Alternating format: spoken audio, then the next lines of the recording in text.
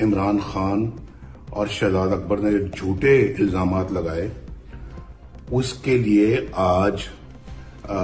یہاں کا جو سب سے بڑا اخبار ہے ڈیلی میل، اس نے معافی مانگی ہے کہ ہماری خبر جھوٹی تھی اور ہمیں کوئی ثبوت نہیں مل سکا۔ جو الزامات عمران خان کے کہنے پہ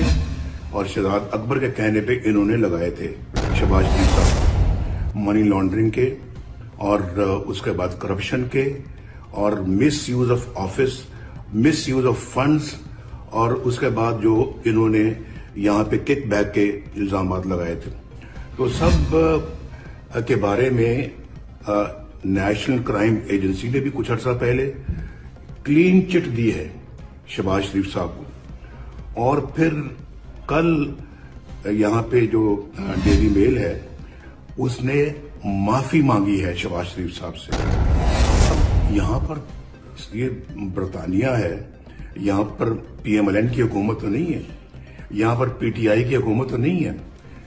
یہ کسی اور پاکستانی سیاسی پارٹی کی حکومت نہیں ہے۔ ایک ملک آزاد ملک ہے اور عوام کی حکمرانی ہے، ڈیموکریسی ہے، وہ ملک یہ کہہ رہا ہے اور اس ملک کی رپورٹ ہے، اس ملک کے اخبار نے یہاں پر معافی مانگی۔ اس سے بڑا ثبوت اور کیا ہو سکتا ہے کسی کی اپنا معصومیت کا۔